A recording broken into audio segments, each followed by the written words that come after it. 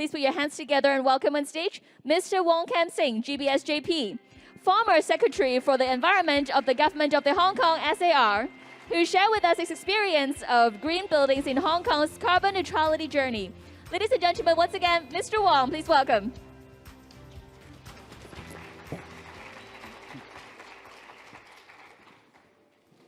Good afternoon, everyone. I hope you enjoy your lunch and not causing excessive food waste. Don't be a big waster, because in Hong Kong, there are three major sources of greenhouse gases: electricity, transport, and waste. And among the local waste, food waste is the largest share of greenhouse gas emissions from our landfills. Today, thank you for organizing this meaningful event. Carbon neutrality is something that everyone should understand, particularly those in the building sector. I heard the presentations this morning. I got the message is that today, actions are the most important. Certainly, in Hong Kong, we set a very clear goal. It's before 2050, Hong Kong should become carbon neutral. The target is not 2050, it's before 2050. So the sooner, the better. And today I would like to share with you what are the major challenges in the journey towards carbon neutrality and how you can help. As reiterated by many speakers this morning, is something that everyone should play a part in this journey. It's a crisis. Certainly, there are also opportunities in the journey, like green finance, green buildings, and other aspects. So today, I would like to highlight two challenges that I hope you understand and help in the journey. First is participation for all. No matter at home, in your workplace, whether you are studying or working on buildings and other aspects, you can help. Certainly, the biggest companies and organizations should do first and more. And the government, like Chinachem, like URA, you should be the role model for others to follow. Second, in the transformation process, the cost of decarbonization is another hurdle. Today, for instance, in Europe, due to different reasons, including decarbonization, the energy price is escalating, causing social, economic, and other concerns. So how to minimize the cost of decarbonization is something that we have to understand. And I hoped in this afternoon's agenda, how to integrate the carbon neutrality and other social, cultural, and economic benefits could be one way that we can absorb the cost of decarbonization in the journey towards carbon neutrality. I think most of you should have known and read this Climate Action Plan 2050 that launched last year, same month. Now it's its first anniversary. It's not only about zero carbon emissions, but also in the journey to make our city healthier, livable, and sustainable development. That means it's about social, economic, and environmental aspects. Where are we? In Hong Kong, or for reference, our nation, China, made the 30-60 double carbon targets. That is to reach the carbon emission peak before 2030, and then reach carbon neutrality before 2060. Hong Kong met our peak emissions in 2014, 8 years ago, and some 10 years ahead that of mainland China. And our target is to reach carbon neutrality before 2050. And we add an interim target is to reduce the overall carbon emissions by half before 2035, using 2005 as the base year. We are not too bad compared with Singapore and many other cities in Asia. We are, in fact, a good player. For instance, Singapore hasn't reached its peak emission, and they haven't set a clear target for carbon neutrality. And in terms of the per capita carbon footprint, in 2014, during our peak emission date, on average, Hong Kong people had 6.2 tons emissions per year. And in recent years, that means 2020 down to 4.5 tons per year. According to our journey and pathway, will become 2 to 3 tons per year before 2035, and then 0 before 2050. And for reference, today, Singapore's per capita emission is about double of that in Hong Kong. Certainly, different economies should compare itself for fairer comparison. So in Hong Kong, we have to understand where are the major carbon emissions from. There are 3 major sources: electricity generation, accounting for more than 60%, and about 90% of the powers are consumed in buildings, your homes, offices, workplaces, and hotels like this. So green buildings are a very important aspect when we talk about carbon neutrality journey. And then some 20% is related to transport, and then the rest is about waste and other industrial process. And waste is getting close to 10%. So as mentioned earlier, electricity generation and saving, green transport, and waste reductions are the 3 key aspects. And everyone should understand and help to address those sources. Last year, same month, Hong Kong government launched the Climate Action Plan 2050, highlighted 4 decarbonization actions: net zero electricity generation, energy saving and green building, green transport, and waste reduction by all of us.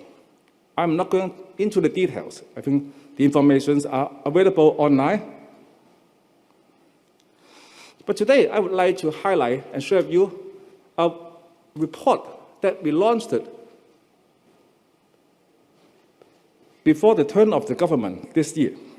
We call this the Environmental Report 2012 to 2022.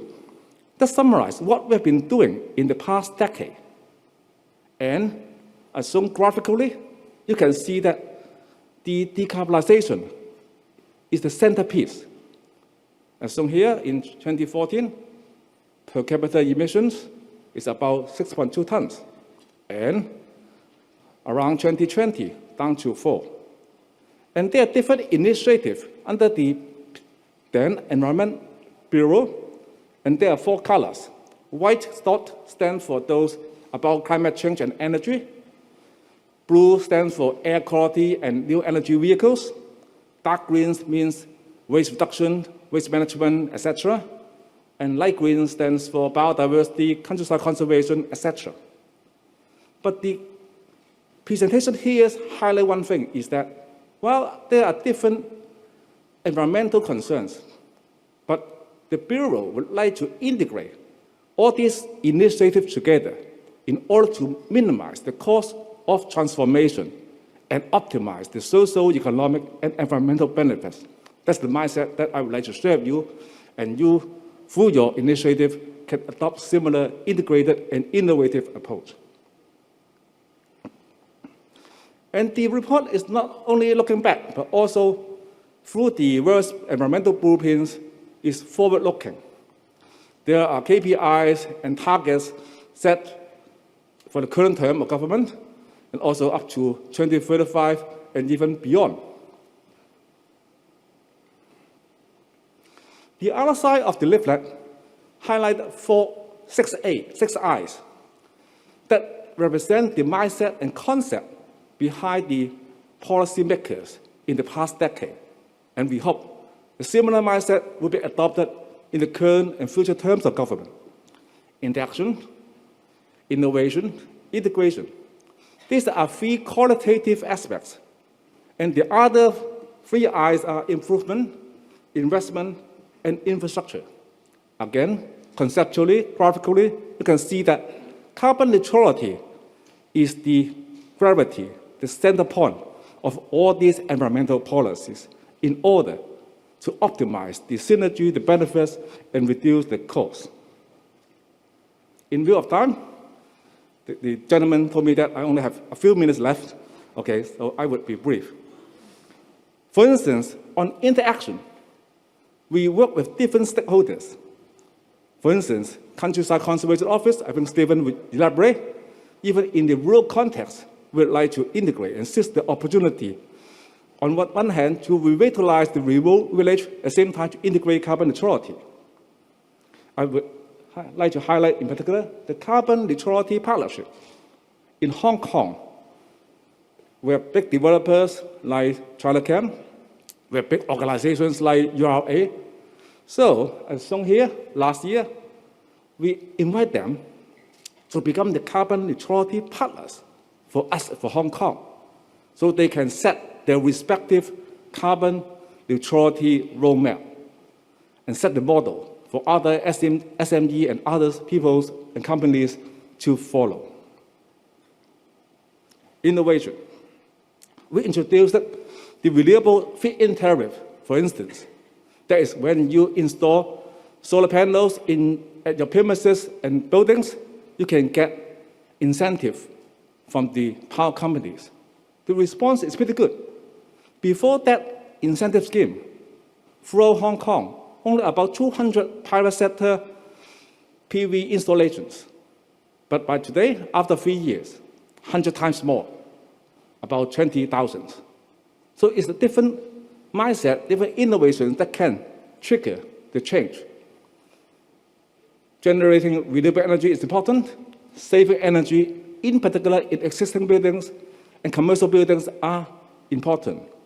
So the government worked with Hong Kong GBS, etc., to introduce the virtual commissioning of existing buildings, in particular commercial buildings, and got positive results.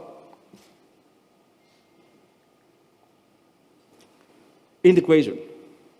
In the past, even within the government, even within the EPD, the Environmental Protection Department, they have their own silo. For instance, the air quality team only focused on the air pollutant emissions from vehicles, and carbon emissions was not part of the formula.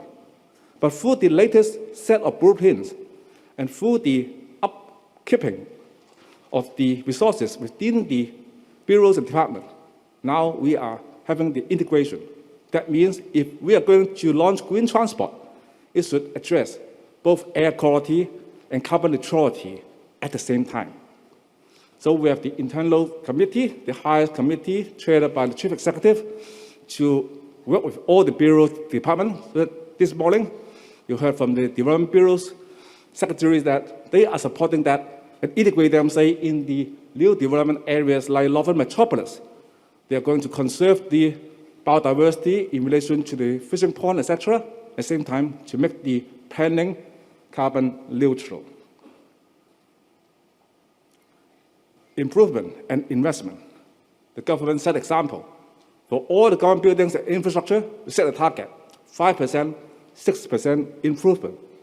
We also train the people. We set up the Environmental Academy to let the colleagues to be more updated and set first of time for the government a climate budget for the forthcoming 15 to 20 years. And infrastructures are important, at the same time to make them integrated with the green building concept.